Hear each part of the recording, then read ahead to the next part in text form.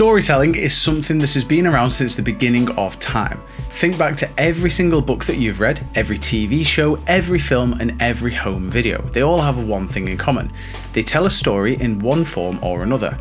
Now, it's absolutely crucial to engage your viewers by letting them see a story and feeling the same emotion that you felt when you shot it. For example, with a wedding video, you would want to create emotions of love, happiness, and joy. Whereas with a music video, you might want to create emotions that will keep the audience wanting to hear more. A great music video will lead to the audience wanting to hear more of the artist's music and searching for them on the likes of YouTube and Spotify. Now, this brings me to a great point.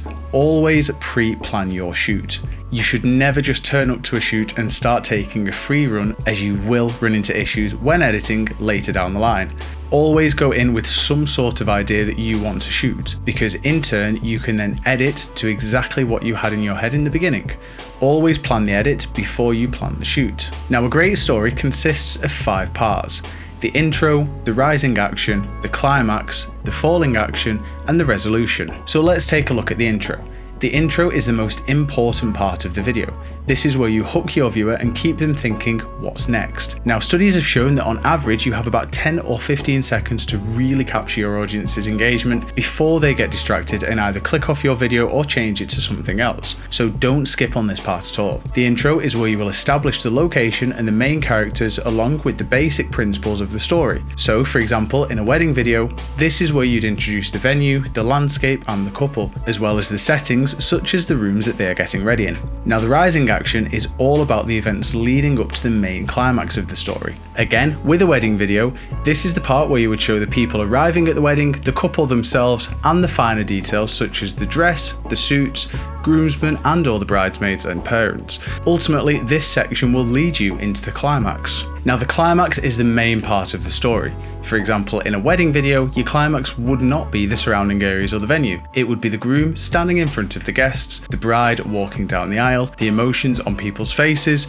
the vows, and the all-important first kiss. This is what your viewers want to see. This is why they clicked on your video in the first place. Generally, this is the point where the story reaches its highest point. The falling action is the bit after the climax where you want to keep your viewer engaged. So what else can you include in the video which will keep the viewer around for longer? For a wedding, this section will include things such as the meal, the speeches, the first dance, etc. All key parts that will keep your viewer engaged and add to the emotion that they are feeling whilst watching the video. Finally, we have the resolution. This is where you bring the story to a close and make your viewer feel resolved. What is the character's life going to look like after the event? What will their next story be? Generally for weddings, this would be the part where you show the bride and groom going away in a car, for example. Or if you wanted to bring the story to a close and the couple aren't going anywhere, focus on key wedding details, such as the cake or any wedding stationery that has the date on. It's not imperative that you use all stages for every video that you create, but it's good to at least include 1 or 2. Probably the rising action and the climax as a minimum. Another key thing to remember is music choice. Now, music is the biggest conveyor of emotion and can really help you sell your story and make your audience feel a certain way. So music choice is super important. Take a look at this example of a fitness motivation that I made not too long ago. The story here was an athlete with a childhood dream of playing in the NFL, training every day to make his dream a reality. But due to the recent coronavirus pandemic, he was unable to do so, leading him to improvise. Now, music choice for this style of video needs to be dramatic and enhance the emotion that the viewer feels. So let's have a look at it with no audio at all.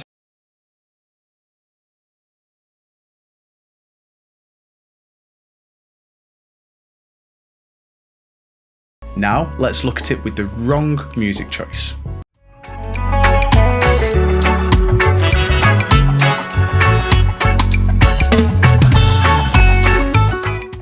Now let's look at it again with another wrong music choice.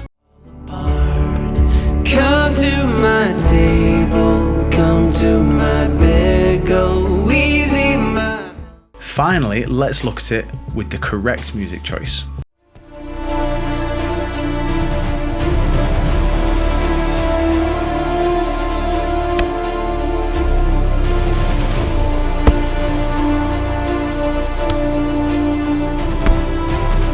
So you can see here that the music I chose enhances the emotion and plays a key part in the quality of the final video. Had we stuck with the wrong music, then the video would give off the wrong message and the viewer wouldn't be engaged. Generally, music has similar stages to the storytelling mountain. So it consists of an intro, a verse, a chorus, a bridge, and an outro. So use these to your advantage and use them in line with your story. So for example, the climax of your video shouldn't fall at the verse of a song, it should fall at the chorus. Likewise, the outro of your story shouldn't be mid-chorus. So that's everything for an introduction to storytelling, but if you have any questions, please don't hesitate to get in touch.